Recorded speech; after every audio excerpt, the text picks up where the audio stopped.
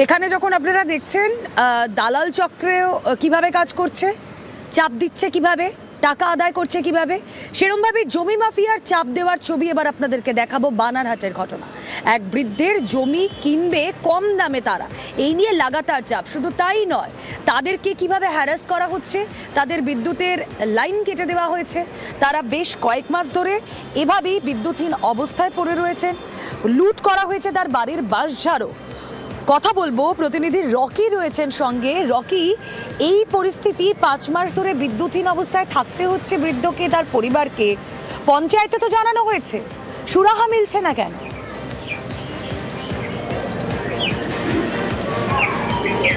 দেখো, তোমাকে প্রথমে বলে রাখতে চাইবো যে একটি পরিবারকে রীতিমতো কোণঠাসা করে দেওয়ার অভিযোগ উঠেছে জমি মাফিয়াদের বিরুদ্ধে।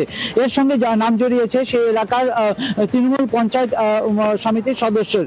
গোটা ঘটনা কিন্তু রীতিমতো চাঞ্চল্য ছড়িয়েছে বানারহাট ব্লকের অন্তর্গত ধূপগুড়ি থানার এলাকায় পড়ে বাঙ্কুর বাজার এলাকায়। এই এলাকারই বাসিন্দা বীরবল মজুমদার, প্রায় 80 বছর বয়স, এবং তার পরিবার দীর্ঘদিন ধরে সেখানে বসবাস করে। এবং অভিযোগ রয়েছে সেই এলাকার প্রতিবেশী মোহন রায় এবং তার পরিবার, তার পাশাপাশি সহযোগিতায় রয়েছে তৃণমূল কংগ্রেসেরই পঞ্চায়েত সমিতির সদস্য জাফর আলী।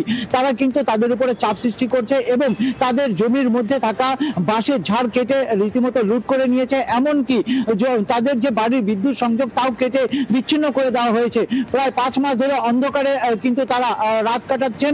এবং এই ঘটনার পরিস্থিতির পর কিন্তু তারা প্রশাসনের দ্বারস্থ হয়েছে, পঞ্চায়েতের কাছে গিয়েছে, এমনকি ধূপগুড়ি এসডিওর কাছেও আবেদন জানিয়েছে, কিন্তু কোন রকম সুরাহা মেলেনি। তাদের অভিযোগ যে তৃণমূল পঞ্চায়েত সমিতির সদস্য এর সঙ্গে জড়িত রয়েছে, তাই তিনি তার প্রভাব খাটিয়ে কিন্তু তাদের উপরে চাপ সৃষ্টি করছে এবং তাদের কোন রকম পদক্ষেপ নেওয়া হচ্ছে না। ধূপগুড়ি থানায় লিখিত অভিযোগ দায়ের।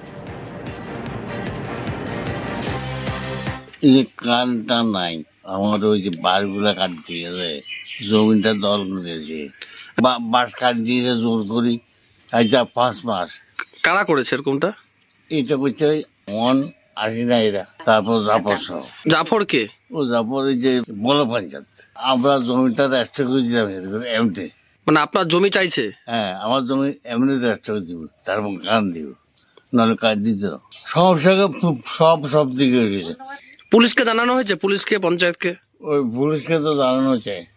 মানে কিছু দেখছে না পুলিশ? না, ওটা আমার জায়গা, বাজারটাও আমার। তো ওরা অভিযোগ করছে ওটা নাকি ওদের বাচ্চার, আপনারা নাকি বাস কেটে নিয়ে গেছেন। না, আমি বিয়ালার সাহেবকে আনি, আমি জমিন মাইপে, হ্যাঁ, আমার যেটা দাগ গাছে আমি সম্পূর্ণটা কাটিয়ে নিচ্ছি। তো মিথ্যে কথা বলছে। আপনার নামে কি কেস করেছে? হ্যাঁ, আমার নামে কেস ছিল ওই বাজার নিয়ে। আর কারেন্ট একটা অভিযোগ করছে 5 মাস হয়ে গেছে, আপনারা কি কারেন্ট কেটে দিয়েছেন, কারেন্ট দিচ্ছেন না? না, কারেন্ট দিব না, এর কারণ আমার বহু পয়সা বিনাশ করছে ওরা। সম্পূর্ণ খুঁটিগুলো আমার জমিনের উপরে আছে, আমার জমিনের উপর দিয়ে আমি দিব না। তো ওরা তো বলছে সেগুলো নাকি ওদের জমি। না, 2টা পিলার আমার জমিনের উপরে আছে, আমার জমিনের উপরে আমি পিলার লাগাইতে দিব না, আমি লাইন দিব না। সবে তো মিথ্যা কথা ওগুলা। তাহলে অভিযোগটা কেন তুলতেছে?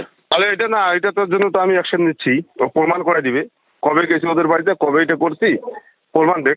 জোর করে ভাই ওদের সাথে কোনোদিন কথা, ওটা তো আমি এর কাছ থেকে কিনে নিয়েছি, মোহন রায়ের কাছ থেকে। ও বাস কাটিয়ে ফালাইছে লেবার দিয়ে, তারপরে আমি কিনে নিয়ে এসছি। না না, ওদের সাথে আমাদের কথাই হয়নি কোনোদিন, তো ওটা কথা করে বলবো আমি? যারা বলছে এটা টোটালটা ফালতু কথা বলছে। ওদের সাথে না কোনো পঞ্চায়েত, না কোনো পাবলিক, না কেউ কারোর সাথে মিল হয়নি। ওটা কারোর সাথে কোথায় বলে নেই। ওরা যা করবে সব হচ্ছে থানা, পুলিশ, কোর্ট যা আছে ওখানে দেখে নিবি, বলে দিছি ওপেন। তাহলে আমাদের কোনো ভূমিকা থাকতে পারে না? না, তাহলে ওখানে আমাদের কোনো ভূমিকা থাকতে পারে? আমার পঞ্চায়েত গেছে ওদের বাড়িতে বসে, এটা মিউচুয়াল করে না, পঞ্চায়েতকে দাবড়ায় বাইর করে দিয়েছে বাড়ি থেকে।